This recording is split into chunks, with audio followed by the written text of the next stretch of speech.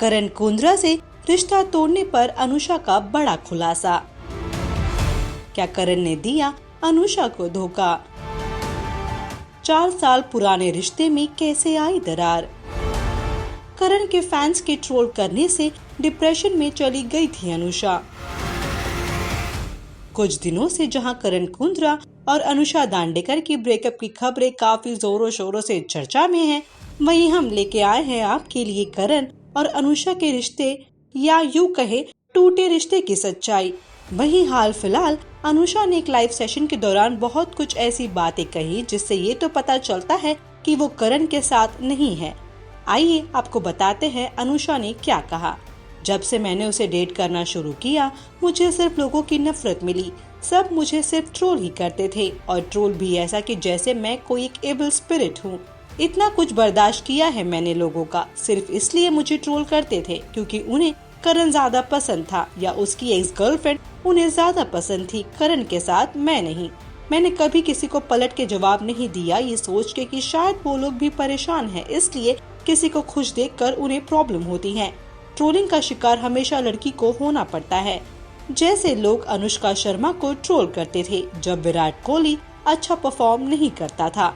फिर जब आगे अनुषा से पूछा गया कि किसी भी रिश्ते में दरार आने की वजह की शुरुआत कहां से होती है, तो अनुषा ने कहा झूठ से। मुझे झूठे लोगों से नफरत है, मुझे झूठ बर्दाश्त नहीं होता।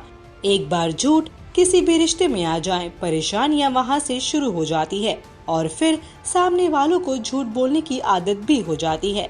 सच बोलने के लिए हिम्मत होनी चाहिए। मैंने ऑलरेडी बहुत कुछ बर्दाश्त किया है। अगर मैं करना चाहूँ तो भी किसी को ब्लेम नहीं करना है। मेरी गलती, मैं बेवकूफ बन गई। खुद को शांत करने के लिए मेडिटेशन करती हूँ। ये लॉकडाउन ने मुझे बहुत अंदर से स्ट्रॉन्ग बना दिया है। जाते जाते अनुषा ने लड़कियों को मोटिवेट करने के लिए एक कोट बताया, it's not a struggle of being women, it's the power of being one. आपको ये बता दें कि टेली मसाला से एक्सक्लूसिव बात करते हुए करण ने अनुषा के साथ ब्रेकअप की खबरों को अफवाह बताया था। बड़ा कुछ सुनने में आ रहा है, बड़ी की चीज़ें हो रही हैं और आई थिंक लोग जो हैं वो एस्टिमेट लगा लेते हैं या फिर वो कंक्लूजन्स पे आ जाते हैं और फिर वो अफवाहें फैला देते हैं। आई वुड से कि यार आप अभी the nation is going through such a important time, such a testing time. और कभी मुझे सुनने में आता है कि ये हो गया, कभी मेरे को सुनने में आता है कि मैं बिग बॉस के में आ रहा हूँ इस साल, मतलब भरा हुआ है everything. And I am just saying कि यार कंक्लूजन्स पे आने की ज़रूरत नहीं है। Nobody should jump to conclusions. हम लोग we have always been very open about ourselves, the way we have lived.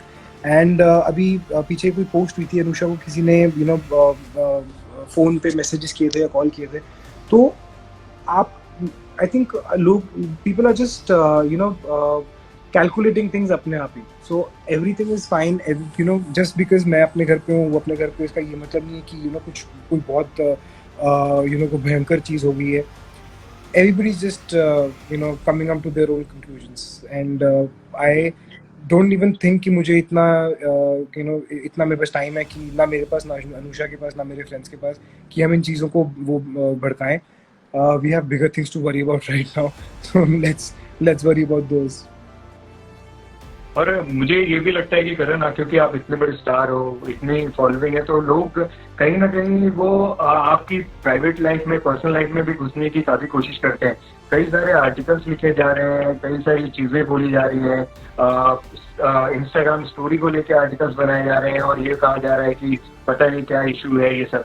उन सब लोगों को, वैसे लोगों को क्या कहना चाहते हो जो मतलब कुछ ज्यादा ही आपके बारे में फिक्र करते हैं, आपकी पर्सनल लाइफ के बारे में? अगेन मैं तो यही बोलूंगा कि we know that we are public figures and it is all right. मैं तो बिल्कुल इफेक्ट नहीं होता हूँ, टू बी ऑनेस्ट आशीष, मुझे तो बिल्कुल फर्क नहीं पड़ता, मेरी लाइफ में कोई फर्क नहीं आता। But everybody is not like me. Anusha is quite sensitive about these things.